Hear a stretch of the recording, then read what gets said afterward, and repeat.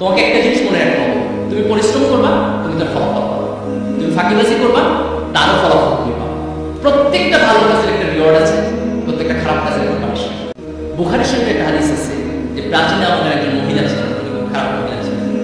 যে একদিন রাস্তা দিয়ে যাচ্ছেন, হঠাৎ করে তিনি দেখছেন একটা কুকুর পিপাসা, খুব দয়া হলো কুকুরটা দেখে, এবং তিনি একটা কুয়া থেকে পানি তুলে নিয়ে এসে কুকুরটাকে খাওয়ান। এবং আল্লাহ রাসূল সে হাদিস কোট করছেন যে এই যে একটা তৃষ্ণার্ত জীবের প্রতি তার অন্তরে কিছুটা দয়া সৃষ্টি হয়েছে, সেটার কারণে খোদা তার পুরাতন জীবনের সকল গুনাহকে মাফ করে দিয়েছে। That was a very small ভালো কাজ, খুব ছোট্ট একটা ভালো কাজ, কিন্তু সেই ভালো কাজটা খোদার আরশে গিয়ে অনেক বড় হিসাবে প্রতিদান হিসাবে ফেরত এসেছে। এই যে আমরা আমাদের জীবনে অনেকগুলো কাজ করি, আমরা তখন ভাবি না যে এটার আউটপুট কি হবে, কিন্তু তুমি একটা ছোট্ট ভালো কাজ করো, বিলিভ মি, এই ভালো কাজের প্রতিদান তুমি তোমার জীবনে পাবে। তুমি একটা ছোট্ট খারাপ কাজ করো, এর প্রতিদান তুমি তোমার পাবা। এই জেনারেশনে না হলে নেক্সট জেনারেশন। কোরআনে একটা ঘটনা এরকম আছে যে মুসা আলাইহিস সালাম যখন খিজির আলাইহিস সালামের সাথে যাচ্ছেন, তখন খিজির আলাইহিস সালাম অনেকগুলো কাজ করেছেন যেগুলো এক্সপ্লেনেশন তিনি বোঝেন নাই, পরে দিয়েছেন। তার মধ্যে একটা কাজ ছিল যে একটা নগরে গিয়ে ওই নগরের মানুষ তার সাথে দুর্ব্যবহার করেছে, কিন্তু ওর কোনায় থেকে একটা প্রাচীর তুলে দিয়েছে।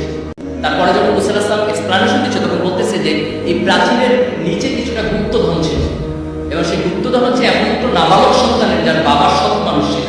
এই জন্য আল্লাহ তাকে বলেছেন তুমি ওই সৎ মানুষের সন্তানের জন্য এই সম্পদটাকে রেস্ট্রিক্ট করো, এটাকে সংরক্ষণ করো। তার মানে তার বাবার সৎকর্মের জন্য তার সন্তান বের করে দিচ্ছে।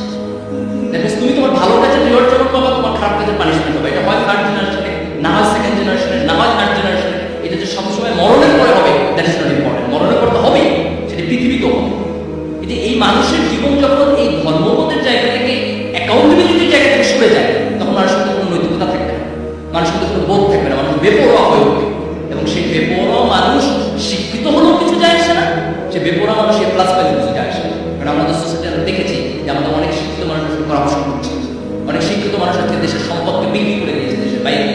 এই যে দিস ইজ ইম্পর্টেন্ট যে আমরা গ্লোবালাইজেশনের যুগে আমাদের কোয়ালিটি ডেভেলপ করার পাশাপাশি এই অ্যাকাউন্টেবিলিটির জায়গা থেকে মানুষের প্রতি ভালোবাসা, জীবনের প্রতি ভালোবাসা, জীবের প্রতি ভালোবাসা, এক ধরনের নৈতিকতা বোধ, এক ধরনের ধর্মবোধ, যে কোনো ধর্ম, ফেইথ বেস অ্যাপ্রোচ। তুমি ঈশ্বরকে বিশ্বাস করো, আল্লাহকে বিশ্বাস করো, গডে বিশ্বাস করো, doesn't matter, but you must believe, you must practice